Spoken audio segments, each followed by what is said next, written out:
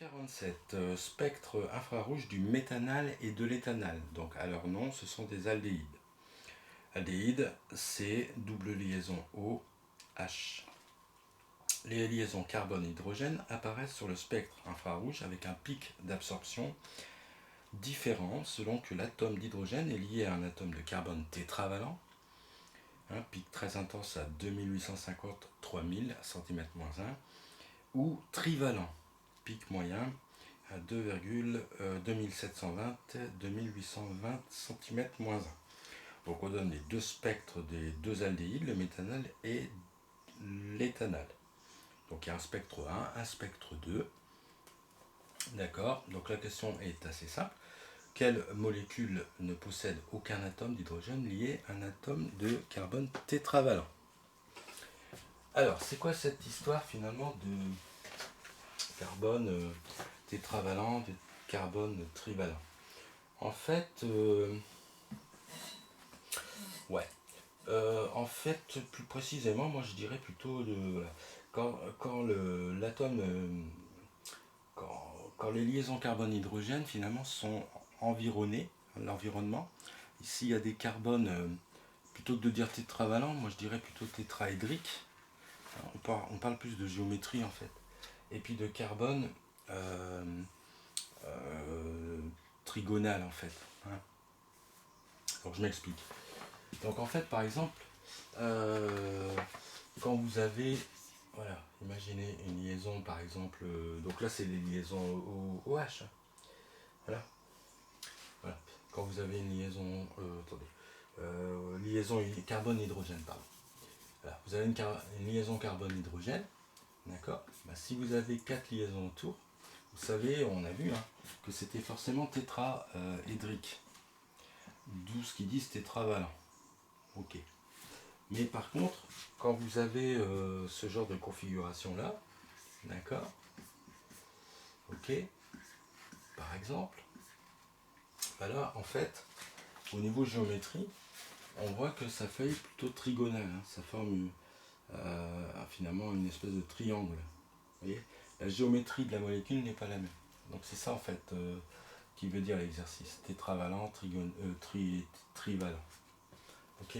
C'est-à-dire que grosso modo il y a 4 liaisons et ici il y aurait, alors, vous allez me dire il y a 4 liaisons aussi, mais en fait comme il y en a une double, on pourrait dire qu'il y a 3 liaisons entre guillemets. Voilà. Donc c'était ça l'idée de cet exercice. Bon, après on peut même, sans vraiment avoir bien saisi l'histoire, on peut répondre à la question. Mais c'est quand même bien de savoir un petit peu ce que ça représente vraiment, quoi. Donc quelle molécule ne possède aucun atome d'hydrogène lié à un atome de carbone tétravalent? Donc là, par exemple, il n'y a aucun carbone où on a cette configuration-là.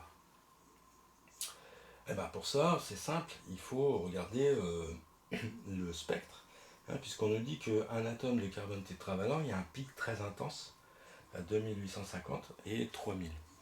Donc il faut juste regarder les deux spectres et regarder s'il y a ce pic.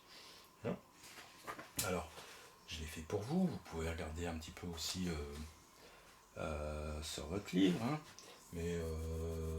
Alors en fait, vous avez... donc en fait on recherche un pic très fort, 2850-3000. Alors pour le spectre 1, en fait il n'y en a pas. Non, il n'y a pas ce spectre, en fait il n'y a pas ce pic. D'accord, donc c'est un pic très fort. Pic fort 2850-3000. Il n'y en a pas. Pour le spectre 1, par contre il y en a un pour le spectre 2. Voilà. Il n'y en a pas pour le spectre 1 et il y en a un pour le spectre 2. On peut montrer, d'accord. Donc ici pour le spectre 1, il n'y en a pas de pic fort à 2850-3000. Par contre, pour le spectre 2, il y en a un de pic très fort. D'accord, de pic très fort à 2850-3000. Alors attendez, pour voir qu'il est là, quoi. Voilà. Là, il est là. Voilà. Tandis que ici, il n'y a pas de pic très fort, ici, là où je mets mon doigt. Voilà, il n'y en a pas. Donc spectre 1, il n'y en a pas. Spectre 2, il y en a un. Du coup, bah en fait, voilà. Hein, celui où, alors on demandait celui qui en a pas. Bah, c'est le 1. C'est le spectre 1. Donc attribuer chaque spectre à sa molécule. Bon, alors là, peut-être certains sont quand même. Voilà. Mais en fait, on nous donne quand même des indications. Il y a méthanal et éthanal. On va écrire leur formule semi-développée. Le méthanal, d'accord, finalement, c'est un carbone. Un carbone avec une fonction aldéhyde. Donc, double liaison O, H. 1, 2, 3. Et donc, il y a un H ici. Bah, vous voyez forcément que il a une configuration, d'accord. En fait, le H n'est lié à aucun carbone tétraédrique. Il est forcément trivalent. Donc c'est normal que... Et en fait, c'est le spectre 1. D'accord. Il correspond au spectre 1. Il n'y a pas, d'accord, de carbone tétravalent. Sinon, il y aura un pic très fort, c'est normal. Et le deuxième, on va quand même vérifier. Mais ça serait un C2, donc il y aurait aussi... Voilà, un carbone finalement trivalent. Et puis il y a un deuxième carbone qui lui est tétravalent. Donc voilà pourquoi il y a le pic très fort de 1850-3000 au spectre 2. Donc lui correspond au spectre 2. Donc là c'est le méthanal. Et là c'est l'éthanal. Alors je mets les H. Voilà. Et là c'est l'éthanal. Et voilà. Donc je vérifie quand même bien que je ne me suis pas trompé. Non. Voilà, parce que ça peut m'arriver. Vous avez remarqué que je me trompais des fois, mais c'est du live. Voilà, donc lui il est tétravalent. Donc voilà pourquoi il a ce pic très fort sur le spectre 2. Voilà, on passe à l'exercice 50.